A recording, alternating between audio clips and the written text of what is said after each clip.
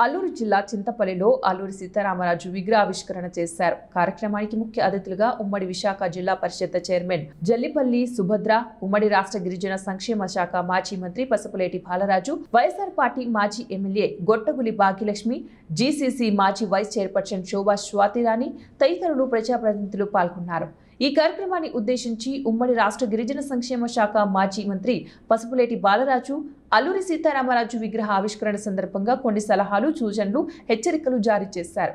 ఈ కార్యక్రమంలో భాగంగా చింతపల్లి జడ్పీ గెస్ట్ హౌస్ 20 లక్షల నిధులతో మరమ్మతులు చేసిన గెస్ట్ హౌస్ ను ఉమ్మడి జిల్లా పరిషత్ చైర్పర్సన్ జల్లిపల్లి సుభద్ర ప్రారంభించారు. ఈ కార్యక్రమంలో ప్రతినిధులు, మండల అధికారులు పాల్గొన్నారు.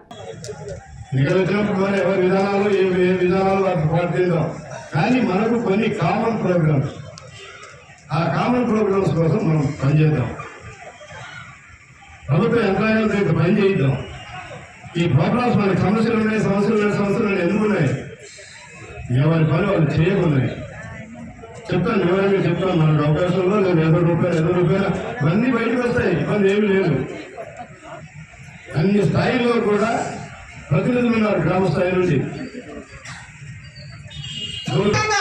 ఎందుకంటే మేము ఆనాడు అధికారంలో ఉన్నప్పుడు 13 జిల్లాల నుంచి 26 జిల్లాలకి చేస్తామని చెప్పినప్పుడు మా ఫస్ట్ ప్రపోజల్లో వాస్తవంగా చెప్పాలంటే మా గిరిజన ప్రాంతానికి దా మల్లుధర గారి పేరు పెట్టాలి అని ఒక ఆలోచన, రిప్రజెంటేషన్ మేము తీసుకెళ్ళటం జరిగింది. తర్వాత జగన్మోహన్ రెడ్డి గారు ఒక ఆలోచన చేసి గిరిజన ప్రాంతం అంతా కూడా అల్లూరి మాతో పాటు ఈ కార్యక్రమంలో పాల్పంచుకుంటున్నటువంటి వేదిక ముందున్న పెద్దలందరికీ చాలా సంతోషంగా ఉంది. మరి నాకన్నా ముందు మాట్లాడిన పెద్దలందరూ కూడా అల్లూరి సీతారామరాజు గురించి చెప్పడం జరిగింది. మరి ఆ కార్యక్రమం ఈరోజు చింతపల్లిలో జరగడం, ఎంపీపీ గారు కానీ జెడ్పీటీసీ గారు కానివ్వండి, ఇక్కడ ఉన్న పెద్దలందరూ కూడా ఓన్లీ డబ్బులు ఇచ్చి సహకరించడం కాకుండా ఇక్కడ స్థలం కేటాయించడంలో కానీ అన్ని కార్యక్రమాల్లో కూడా వాళ్ళ సహకారం అందించినందుకు ఇక్కడున్న పెద్దలందరికీ కూడా నేను పేరు పేరున ధన్యవాదాలు తెలియజేస్తా ఉన్నాను. మరి ఈ కార్యక్రమంలో మమ్మల్ని కూడా పిలిచి భాగస్వాములు చేసినందుకు, ఆ మహనీయులు విగ్రహ ఆవిష్కరణలో మమ్మల్ని కూడా భాగస్వాములు చేసినందుకు చాలా సంతోషంగా ఉంది. మమ్మల్ని కూడా మా అదృష్టంగా మేము జయంతి కానివ్వండి, వారి యొక్క వర్ధంతి కానివ్వండి, ఈరోజు మనం జరుపుతున్నాం.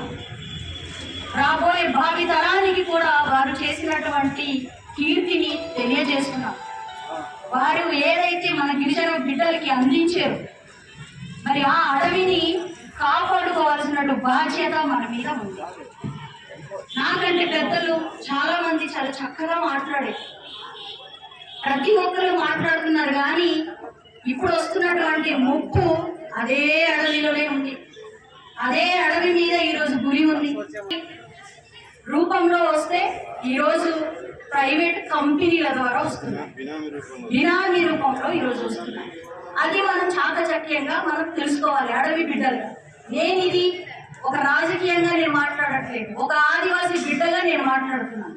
ఇటువంటి పరిస్థితే కనుక వస్తే మనం అందరూ కూడా ఐక్యంగా జాతికి, కులానికి, పార్టీకి అన్నిటికి కూడా అతీతంగా మనము మళ్ళీ అల్లూరి సీతారామరాజు లాగా పుట్టుకురావాలి.